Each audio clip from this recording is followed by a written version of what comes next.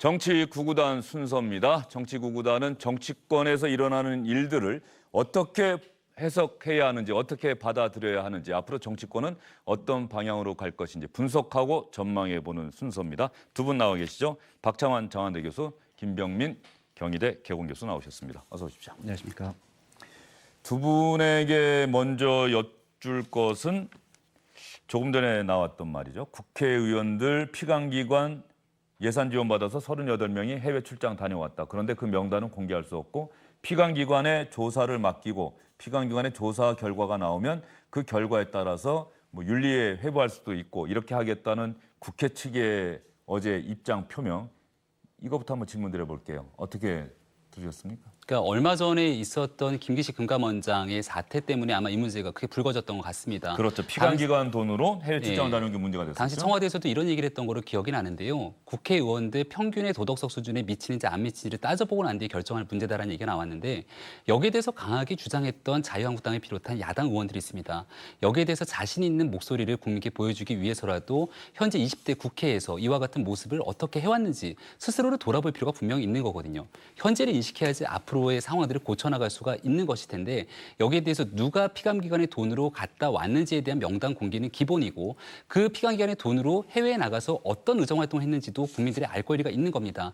저는 지금 이 부분들을 공개하지 않는다라 해서 영원히 국민들에게 알려지지 않느냐라고 하면 그렇지는 않을 거라고 생각하거든요. 언젠가는 대한민국 국민들이 다 알 수 있는 일이라면 문제가 불거졌을 때 자진적으로 이 얘기에 대해서 국민 앞에 소상하게 밝히는 것이 국민에 대한 예의가 아닌가 이렇게 생각됩니다. 예.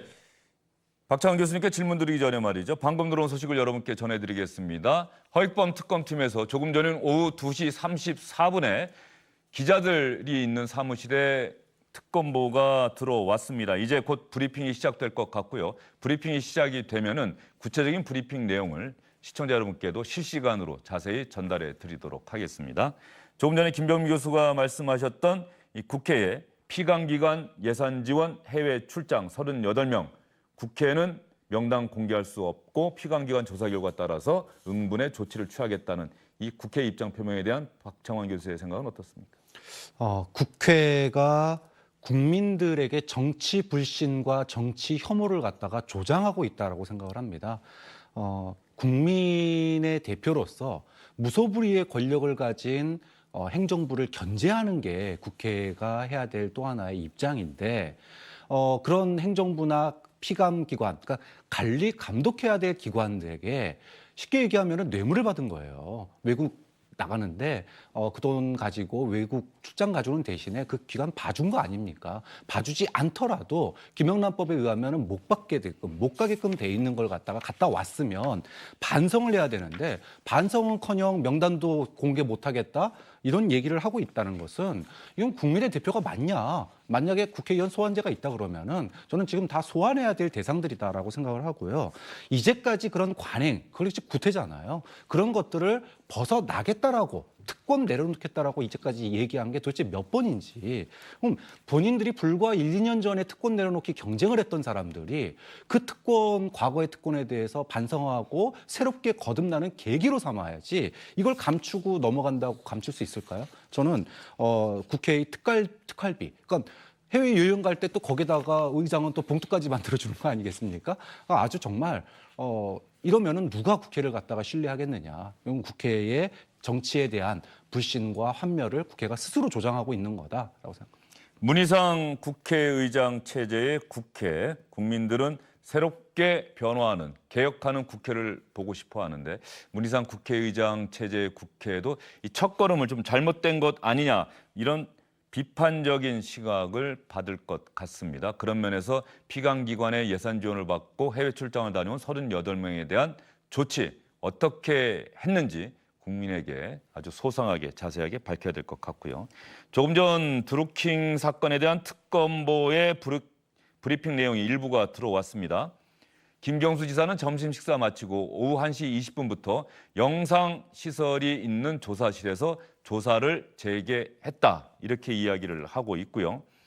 대질 조사는 하겠다. 그런데 드루킹의 변호사가 아직 특검 사무실에 도착을 하지 않았기 때문에 아직까지는 하지 않고 있고 변호사가 도착을 하면 대질 조사의 필요성 그리고 동의하는지 여부를 확인한 다음에 동의한다면 김경수 지사와 드루킹 대질 조사하겠다. 물론 양측의 변호사들이 모두 입회할 것이다. 이렇게 이야기를 했습니다.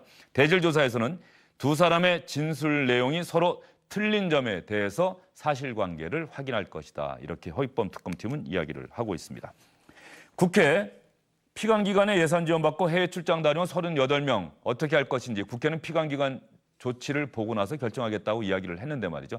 또 하나 현재 국회에 국민들의 시선이 쏠린 문제가 하나 있죠. 과연 특수활동비를 어떻게 할 것이냐라고 하는 것인데 거대 정당인 제1당과 제2당인 민주당과 자유한국당은 특수활동비를 없애는 것까지는 생각하지 않고 있는 것 같습니다.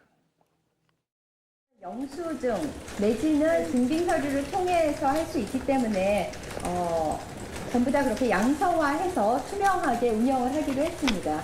기본적인 그 개선 방안의 원칙이 우선 영수증 첨부가 영수증 증빙이 가능하도록 하겠다는 것이고 이제 그 국회 운영의 제도 개선 소위에서 그 구체적인 가이드라인이랄지 매뉴얼을 더 구체화해서 논의를 하게 될 것으로 보입니다. 저렇게 한다고 한다면 영수증 처리한다는 것은 업무 추진비 비슷하게 쓰겠다고 하는 건데 이미 국회에는 또 업무 추진비라고 하는 항목도 있다고 합니다. 이 거대 정당들의 이런 특수활동비 개선 방안에 대해서 다른 정당들은 어떤 반응 보이고 있는지도 여러분께 보여드리겠습니다. 특활비 즉각 폐지를 위해서 국회 보이콧을 할 것을 제안을 합니다. 어제 여야 논의된 내용을 보니까 제정신 가진 정당 바른미래당밖에 없습니다. 특활비는 투명화가 아니라 폐지가 돼야 됩니다. 특활비 전체 금액은 그대로 둔 채 업무 추진비, 일반 수용비, 특수목적 경비 등 다양한 경로로 쪼개 쓰겠다는 꼼수입니다. 국민들은 쌈짓돈 그 자체를 없애라고 했지 쌈지만 바꿔서 다시 사용하라고 하지 않았습니다. 예, 민주평화당은 투명하지 않은 특활비는 폐지돼야 한다. 본래 목적에 맞게 편성 집행될 수 있도록 제도 개선이 되기를 바란다. 박 교수님 어떻습니까? 왜 민주당과 자유한국당은 폐지라는 얘기는 안 하는 걸까요? 협치하려고 그러는 거예요. 거대 1당, 2당이 협치하라고 그랬더니 이건 야합을 한 겁니다. 정확하게는요. 참 사실 지금 전기세 때문에 온 국민들이 지금 가슴이 조마조마한 상황인데 이 어마어마한 전기세에 대해서 협치, 민생 문제에 대한 협치는 하지 않고 이런 특활비에 대해서 양성화로 그러니까 영수증 첨부를 하는 걸로 해서 협치를 했다? 저는 정말 제정신인지 정말 묻고 싶어요. 양성화는요, 투명화는 불가피한 행정부에서 투명화를 하는 겁니다. 입법부는 투명화가 할 필요가 없어요. 국회, 국민의 대표이기 때문에 국민의 대표 자격으로서 국회에 있으면은 모든 것을 절차에 따라서 투명하게 하는 게 너무나 당연한 건데 거기에 무슨 비밀 특수활비가 필요합니까? 행정부에서는 일부 특수활동비가 필요할 수 있습니다. 하지만 그것도 국정원의 아주 일부 예산, 아주 정말 극비리해야 될 예산만 그렇게 하는 거지 심지어 국정원조차도 그게 대통령의 혹시 옷값으로 나가지 않는지에 대해서 관리 감독하고 최대한 투명할 건 투명하게끔 하는 게 국회의 역할인데 행정부가 해야 될 양성화, 소위 영수증 붙이는 걸 갖다가 이 특권을 갖다가 이제까지 1년에 60억씩 써온 국회가 그거를 갖다가 활동비가 있음에도 불구하고 영수증 붙여서 또 쓰겠다? 이게 정말 이런 자세를 가지고 과연 행정부를 견제하고 감시할 수 있겠느냐. 대통령제 그렇게 바꾸자라고 얘기하는 야당이 이거 가지고 어떻게 행정부를 견제할 건지 정말 이해할 수가 없는 그런 정말 국민의 바람과 정반대로 가고 있다. 좀 그런 점에서 지금 하반기 국회에 대해서 대단히 실망이다. 그러면 말이죠. 민주당과 자유한국당이 갖고 있는 의석이 뭐 거의 절대적이지 않습니까? 그렇다고 한다면 다른 조금 작은 규모의 정당들은 폐지라고 하는 국민들이 원하는 그런 방향으로 목소리를 높이면서 자신들의 이미지를 높이고 그리고 거대 정당들이 결정하면은 비판은 그 두 정당이 받으면 된다. 또 이런 정치적 계산도 깔려 있지 않나. 물론 거대 정당들이 왜 이런 결정을 하는지, 특활비를 폐지하는 게 아니라 개선하겠다는 쪽으로 가는지에 대한 궁금증도 물론 남아있고 말이죠. 실질적인 사용이 의장과 부의장 그리고 상임위원장들에게 집중돼 있기 때문에 여기에 대해서 특히 초재선 의원들이나 그리고 소수정당으로서 몫을 할당받지 못했을 경우에는 특활비 폐지를 주장하기가 훨씬 더 수월하다라고 하는 정책 배경이 있다는 건 좀 충분히 동의할 수가 있는 내용입니다. 하지만 노회찬 의원이 운명을 달리하기 전에 마지막으로 했던 이 법안, 주장했던 게 바로 국회 특활비 폐지 아니겠습니까? 그 당시 국회의원 10명의 찬성을 받아야 법안이 발의되지만 정의당 의원 6명밖에 되지 않았기 때문에 특활비 폐지에 관한 국회 공론화 과정 거치지 못했고요. 민주당의 표창원 의원 같은 경우는 초선 의원입니다만은 이 국회에서의 특활비 폐지를 주장하고 나서고 있습니다. 하지만 여전히 당내에서 소수의 목소리이기 때문에 제대로 된 역할을 못하게 되는 거죠. 저는 여기에 대해서 영수증 첨부를 하겠다고 하는데 영수증 첨부를 하는 순간 특수활동비라고 보기가 어렵습니다. 특수활동비 아니죠. 네, 그러니까 특수활동비라는 건 영수증을 처리할 수 있을 정도의 처리하기 어려운 정도의 극도의 보완을 요구하는 상황이기 때문에 특수활동비가 필요한 것이지 영수증을 처리할 것이면 특수활동비가 아닌 다른 몫의 예산을 다 쓸 수가 있는 거거든요. 국회는 매년 이 집행부가 썼던 그 예산에 대해서 결산 감사를 하게 되는데 이 결산에서 이와 같은 방식으로 예산의 목적에 사용을 하게 된다면 과연 이 부분을 국회는 어떻게 질타할 수 있을 것인가 생각이 들고요. 마지막 한마디만 좀 드리고 싶은 건 20대 국회에서도 이 특활비가 어떻게 쓰여졌는지에 대해서 이미 소송을 제기하고 있는 상황 1심에서 공개하라고 놨지만 국회에서는 받아들이지 않고 있습니다. 이 특활비 소송에 대해서 국회에서 지금 쓰고 있는 돈만 2천만 원의 국민 세금이 나가고 있다고 하는 건데요.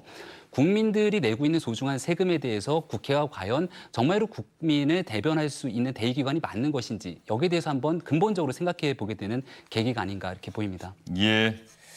국회의 특수활동비, 국회의원들은 조금 억울하다는 생각을 갖고 있는 것 같은데 말이죠. 어쨌든 국민들은 국회가 특수활동비 문제를 어떻게 처리할 것인지, 어떻게 결정할 것인지 그야말로 초미의 관심사로 생각하고 있다는 점을 국회의원들이 잊지 말아야 할 것 같습니다. 다음 소식으로 넘어가겠습니다. 그 전에 허익범 특검팀의 브리핑 내용 여러분께 하나 더 전해드리도록 하겠습니다. 허익범 특검팀에서는 김경수 지사는 대질조사 반대하지 않는다. 이런 입장인 것으로 이미 알고 있다고 이야기를 했고요. 드루킹 변호인들을 통해서 대질조사에 동의하는지는 좀 확인을 해야 될 것 같다. 이렇게 이야기를 하고 있습니다.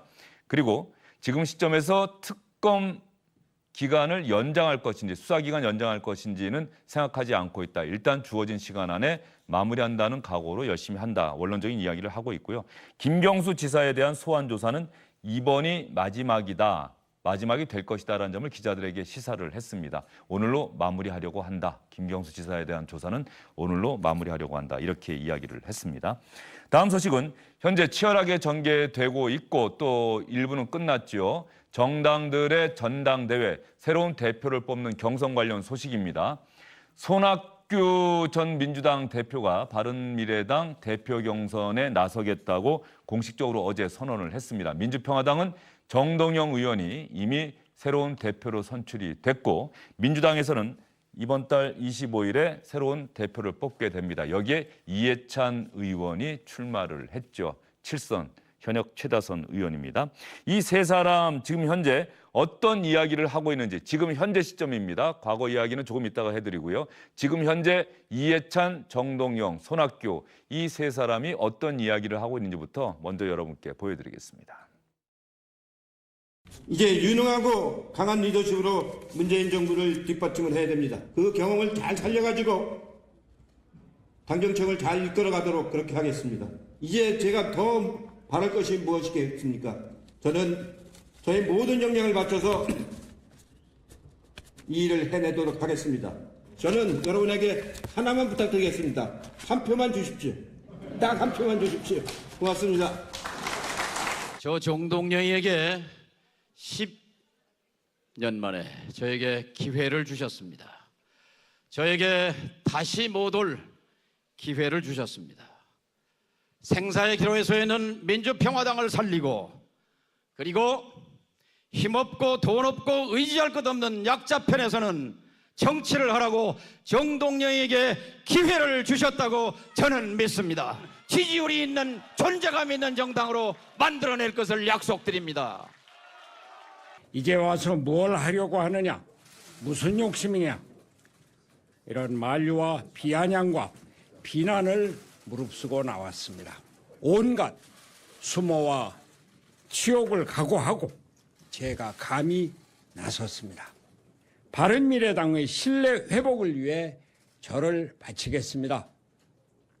바른미래당이 국민의 희망이 되도록 우리 모두게 힘차게 앞으로 나아갑시다.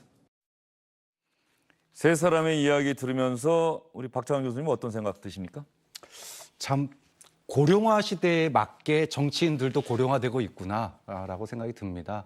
뭐 고령화 시대니까 당연히 정치인들 나이 먹는 건 당연한 거 보이는데 문제는 시대가 변하고 있잖아요. 그러니까 촛불 이후에 시대는 급변하고 있습니다. 근데 저분들이 과거 10년 전에 한 당에서 대선 후보로 같이 나오셨을 때 여분들이 정치할 때는 호황의 시대였습니다. 지금 이제 불황의 시대고요. 그리고 촛불 이후에 미투 운동, 또 특활비, 난민, 또 무역 전쟁, 뭐 정말 이슈가 너무나 다양해지고 있는데 시대가 변하고 있는데 그 새로운 리더십을 우리 사회가 그때 그 사람들 여전히 또 보고 있고 10년 전, 20년 전 인물들을 그대로 보고 있으니 과연 이 새롭게 변화하는 이 다양한 이슈들에 우리 정치권이 그 이슈들을 다 포괄해서 다루어갈 수 있을까? 좀 그런 점이 젊은 평론가로서 너무나 안타깝다는 생각이 드는 거죠.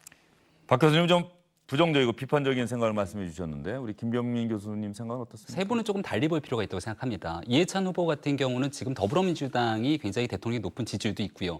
집권 여당으로서 충분하게 많은 경쟁 후보분들이 있습니다. 말씀하셨던 것처럼 후배 주자들 그리고 젊은 피로의 새로운 수혈 그리고 당이 변화할 수 있도록 길을 터줄 수 있는 역할이 있을 텐데 왜 꼭 이해찬이어야만 하는가에 대한 설명이 좀 부족하지 않는가라는 생각이 들고요. 정동영 대표 같은 경우는 이번에만 민주평화당 당대표로 출마했던 것이 아니라 작년에 있었던 국민의당 당대표 선거에도 출마를 했지만 당시에 안철수 후보가 나오기 시작하면서 2등으로 낙마하게 됩니다. 그러니까 정치에 대해서 2007년도의 패배 이후로 늘 정치 재개에 대한 욕심이 있었던 상황으로 볼 수 있는 것 같고요. 그 욕심이 민주평화당을 어떻게 이끌고 갈지에 대한 부분들은 아직 미지수라고 봅니다. 하지만 손학규 고문 같은 경우는 약간 좀 상황이 다르다라고 보는 게 바른정당과 국민의당이 통합 이후로 바른미래당이 출범했고 지난 지방선거에서 완전한 참패를 하게 됩니다. 그리고 나서 안철수 전 대표가 떠나게 된 그 공간 속에서 이 두 이질적인 집단들을 같이 이끌고 갈 수 있는 리더십이 굉장히 부재한 상황이거든요. 여기서 지금 누군가 나설 사람이 없는 공간 속에서 손학규 고문이 떠밀리듯이 출마한 측면도 분명히 있기 때문에 손학규 고문 같은 경우는 과연 당대표가 되고 나서 어떤 정치 행보를 보여주는지 여기에 대해서 한번 좀 달리 생각해 볼 필요가 있지 않을까 싶습니다. 조금 전에 영상에서 보신 것처럼 이해찬 의원은 제가 더 무엇을 바라겠습니까? 손학규 전 민주당 대표는 이제 와서 도대체 뭘 하려고 하느냐 이런 비아냥까지 들으면서도 출마를 결심했다고 이야기를 했습니다. 지금 제가 확인해 봤더니 정동영 민주평화당 대표는 만으로 올해 65살입니다. 손학규 전 대표는 71살, 이해찬 의원은 66살입니다. 그런데 저도 이 세 사람의 출사표 또 당대표 선출 소식을 들으면서 생각났던 장면이 2007년 열린우리당이 해체되고 당시 여권은 분할을 거듭했죠. 당시 대통합민주신당이라고 하는 이름하에서 대통령 후보 선출을 위한 경선을 했었습니다.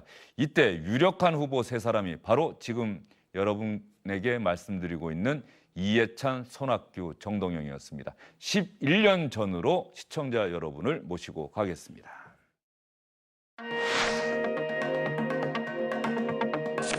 진보 좌파화를 하는 이명박 후보에게 이 나라를 맡겨서 다시 50년대, 60년대 냉전체제, 분단체제로 이 나라를 돌려갈 수 없습니다.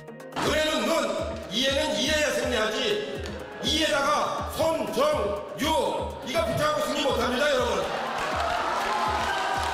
이해찬 총리께서 이명박 후보에 맞설 사람은 이에는 이밖에 없다 이렇게 말씀하셨는데 이의 정을 박으면 이가 뽑힙니다. 전남 광주 경선은 승리의 첨화식이 될 것입니다. 광주 전남에서 연달아 승리함으로써 부산 경남까지 내친김에 다 1등하겠습니다. 민심을 얻지 못한 참여정부 황태자도 노무현 대통령의 대리인도 대선에서 결코 승리할 수 없기 때문입니다. 본선에서 반드시 이겨서 통합의 정부를 만들어서 평화로운 이런 체제를 만드는데 진력을 다하겠습니다. 이명박 후보의 자식들은 돈이 많아서 기어입학을 했습니다. 이해찬의 자식은 돈이 없어서 시험을 보고 대학에 갔습니다. 어느 것이 없습니까? 이번 대통령 선거는 수단과 방법을 가리지 않는 반칙하는 후보들, 반칙을 잘하는 반칙왕을 뽑는 선거가 아닙니다. 우리는 반드시 승리해야 하는 것입니다. 상호 비방을 일체 중단하고 이명박 후보를 이기기 위해서 경쟁하면서 협력하고 그리고 그 결과에 깨끗하게 승복합시다. 경제로 이명박을 이겨야 합니다. 이명박 후보가 청계천을 만들고 있을 때 저는 전 세계를 누비면서 전 세계 최고 수준의 첨단 기업을 끌어들였습니다.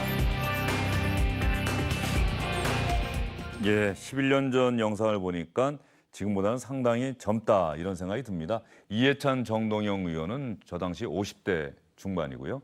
손학규 전 대표는 저 당시에 만 60, 지금보다는 상당히 젊은 모습인데 어떻습니까? 이렇게 또 어떤 면에서 본다고 한다면 2007년 대통합 민주신당이 지금 정치권 주요 정당의 대표나 대표 후보를 만들어냈다. 어떤 인재 보고였다 이렇게 평가할 수도 있을까요? 그렇게 볼 수도 있을 것 같고 2007년도에 대통령 선거를 다시 한번 우리가 복귀해 보건데 그 당시에 대통합 민주신당이 정권을 다시 한번 재창출할 수 있을 거라고 기대했던 국민들 많지 않았을 겁니다. 선거에 말 그대로 엄청난 참패를 기록했고 민주당 입장에서는 소위 말한 잃어버린 10년을 가져왔다고 할 정도의 정치적 실패를 기록했던 인물들일 수도 있는 거죠. 예. 지금 같은 상황에서 문재인 정부로 집권하게 되는 과정 속에서 저 세 분의 역할들이 어땠을까 한번 고민해 볼 필요가 있는 건데 글쎄요. 지금이 아마 주어진 마지막 기회일 수도 있겠습니다. 하지만 저 마지막 기회 속에서 지금 있는 문재인 정부의 지지율이 최근 며칠 동안 굉장히 좀 급격하게 빠지고 있는 상황이거든요.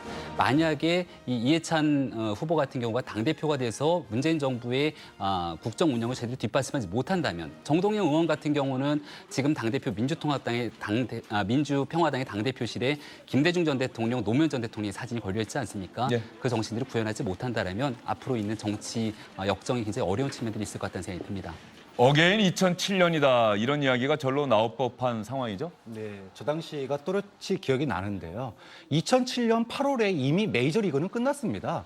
이명박, 박근혜 당시 두 후보의 경선. 예선이 본선이다라고 하고 불렸었습니다. 그러니까 메이저리그 이미 8월 말에 끝났고 마이너리그가 10월 달에 열렸어요. 저 세 분 외에도 이제 몇 분 더 나왔지만 당시에 마이너리그에 얼마나 관심이 있었냐. 별로 관심이 없었거든요. 거기서 1등 하신 분 43%인가로 정동영 후보가 1등을 했고 압도적으로 이겼죠? 네, 30%대로 2등이 손학규 당시 고문이었고 그다음에 3등이 22%로 이해찬 당시 전 총리였는데 여기서 마이너리그에서 1등한 사람도 당시에 최대 표차로 떨어졌습니다. 그러면 11년 전에 국민들에게 선택받지 못했거든요. 즉 새로운 리더십으로 선택받지 못했는데 그럼 그 뒤에 이명박 박근혜 정권 동안 저 세 분은 뭘 했느냐?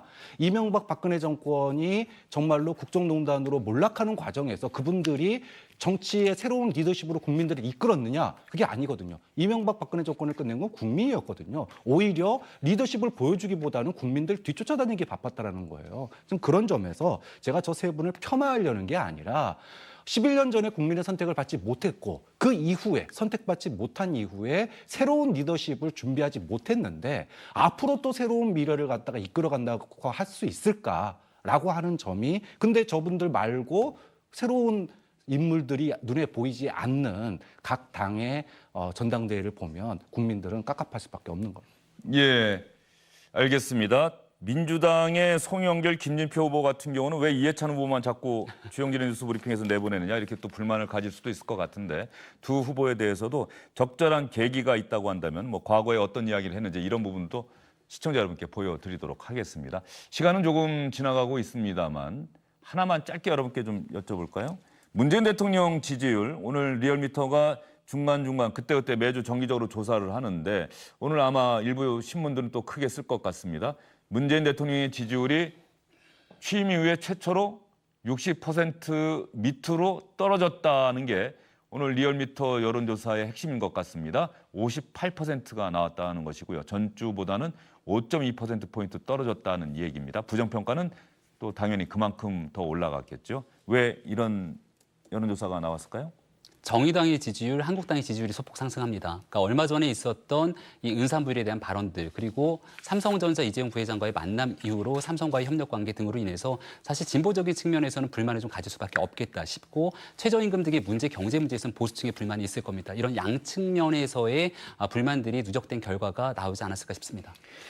집권 2년차 지지도로는 58%도 여전히 높은 건데, 어쨌든 청와대 입장에서는 말이죠, 60%를 어떤 면에서 보면은 마지노선으로 생각해 오지 않았을까. 그동안 워낙 문재인 대통령 지지도가 높았기 때문에 그런 측면에서 좀 충격적인 소식이 아닐까 싶기도 하고요. 뭐 글쎄요. 예고된 악재는 악재가 아니다 이렇게 볼 수도 있는데, 정작 청와대 안에서는 충격을 받는 것 같아요.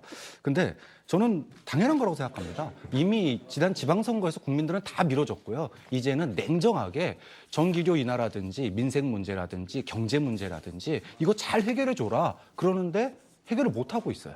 그러니까 지금 이 더위에 전기세 걱정하고 있는 국민들에게 2만 원 깎아주는 게 과연 어떤 의미가 있을지, 이런 것들에 대해서 국민들은 차갑게 기대했던 것이, 기대가 컸던 만큼 실망도 크다. 근데 이게 단순하게 전기세 문제뿐만이 아니라 다른 경제 문제, 민생 문제가 여기에 얽혀 있기 때문에 앞으로 저는 노무현 문재인 정부가 정말로 정치는 뜨겁게, 경제는 냉정하게 좀 바라봐야 된다고 생각합니다. 예, 여론조사 결과는 어디까지나 여론조사 결과일 뿐이겠죠. 청와대도 그런 면에서 참고 자료로 활용은 할 텐데, 지금 현재 많은 분들이 문재인 정부에 대한 기대감에서 조금은 유보적인 자세로 좀 돌아서는 게 아니냐, 또 이렇게 볼 수도 있다, 그런 말씀이신 것 같고요. 이럴 때일수록 문재인 정부, 청와대, 집권 여당인 민주당이 더 잘해야 될 것 같습니다.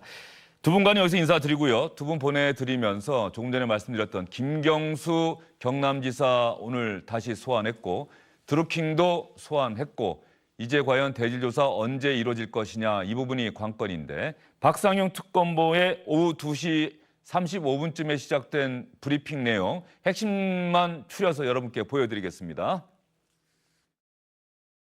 김 지사는 점심 식사를 마친 후에 1시 20분부터 변호인 참여하에 영상 녹화 조사실에서 조사를 계속 받고 있습니다.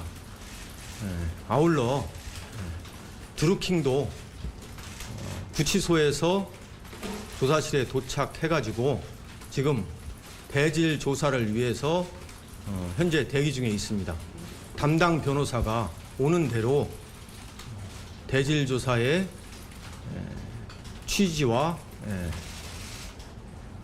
동의 여부를 확인하고, 그리고 수사 검사가 필요하다고 생각되는 시점에 대질 조사를 하려고 합니다.